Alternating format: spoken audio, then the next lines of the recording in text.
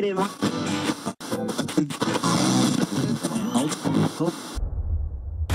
ne me croiras jamais. J'espérais que nous aurions plus de temps. Le monde, tel que nous le connaissons, est sur le point de disparaître.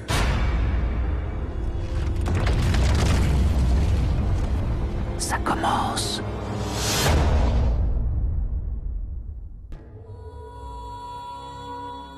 Les Mayas le savaient.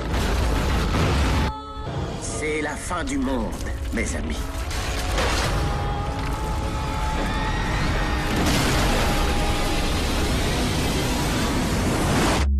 Tout va bien? Vous m'entendez?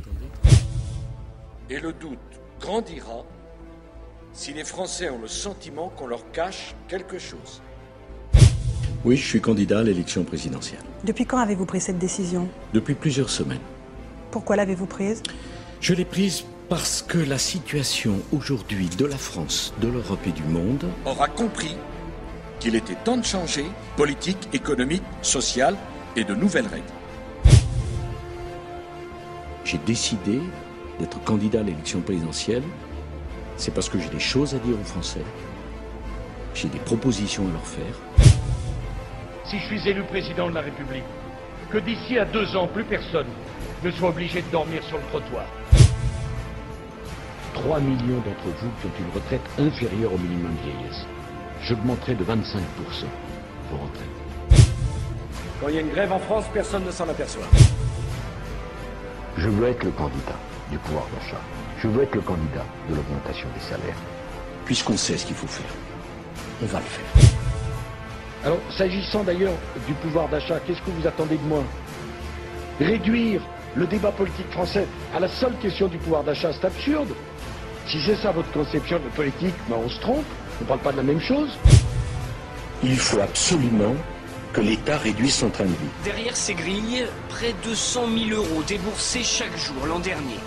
C'est sur l'année 3 millions d'euros de plus qu'à la fin du quinquennat de Jacques Chirac. L'Élysée a donc demandé au ministère de la Défense de renouveler la flotte présidentielle pour acheter d'ici 2012 les bijoux de Dassault Aviation, 4 Falcon 2000, 2 Falcon 7X, ainsi qu'un Airbus A330, comme Angela Merkel, précise l'Élysée. Estimation d'un spécialiste aéronautique, 300 millions de dollars, plus de 200 millions d'euros, plus les 5 000 € d'heures de vol, facturés ensuite à l'Élysée. Depuis le début de l'année, les prix du gaz ont progressé de 9,5%. Les tarifs ont régulièrement augmenté, comme le montre ce graphique, plus 25% en 3 ans. Je veux m'engager, par exemple, sur le plein emploi, 5% de chômeurs à la fin de mon quinquennat. Et ce travail, on ne nous demande pas, nous, une obligation de moyens, Mme Chabot. On nous demande une obligation de résultat. C'est quand même extraordinaire, la démocratie, il faut qu'elle vive.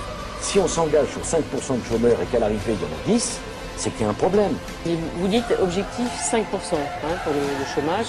Si au bout de votre mandat, si vous êtes élu, au bout de 5 ans, vous n'arrivez pas à ce chiffre, vous dites je ne peux pas me représenter. Non mais je dis aux Français, c'est un échec, j'ai échoué. Et c'est aux Français d'en tirer les conséquences. Ça serait comme un abandon de poste.